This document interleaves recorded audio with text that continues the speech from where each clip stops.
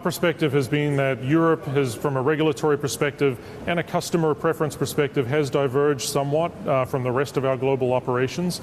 And as a result, we need to find a different way to get more scale locally here so that we can make the investments necessary to be successful in the business going forward. I put it to you, Dan, it's been 1999 since you turned a profit, sir. I put it to you that yourself and Mary Barra lost the stomach for losses. Well, the team here has done a really tremendous job over the last 4 or 5 years. We would have been profitable last year, absent Brexit. So we've put the business on a really good path. We've rebuilt the brands, got a great product portfolio, significantly improved the bottom line. But we feel that for the business to go to the next level, we need to get much more scale here, and that's what this transaction is all about. Let's talk about the warrants. You have warrants to get back into this brand. Dan, what does it take to get you to execute those warrants? Will you execute those warrants? Well, the reason that we wanted the warrants and the structure is to participate in what we think will be significant synergies and upside in this transaction. So the PSA team's done a great job over the last few years. We think with the added scale of the Opal and Vauxhall business, they can be extremely successful, and we want to participate in that success. What's the benchmark to get you to trigger the warrants? We think it'll be a huge amount of upside here, and if there is, we'll be exercising the warrants and be very successful, very happy. Let's talk about pension liabilities. It's a burning issue. Blumberg Intelligence has run the numbers. We believe there's a deficit of around $9 billion. We understand from today's details you will contribute $3 billion.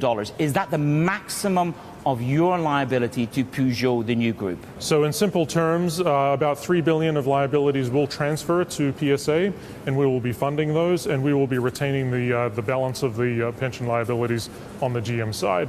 Everyone who has a pension benefit from Opal and Vauxhall today will be in at least as good a position tomorrow as they will be today. What about share buyback? Your shareholders at GM get a share buyback as a result of the proceeds here today. Is this the start of you and Mary Barra doing something different on the buyback side? Well, we've been returning a significant amount of capital to our shareholders over the last few years. We've announced a total of $14 billion of buybacks going back over the last couple of years, and this will just accelerate a piece of that. To a certain extent, people are going to ask the question now. You're exiting, to a certain extent, Europe. You've pulled back from Russia. What's next? Will Australia, Brazil or Korea feature in a drawback? What we're focused on now is really growing those parts of the business where we can be most successful. We have #1 position in the world's 2 largest and most profitable markets between North America and China.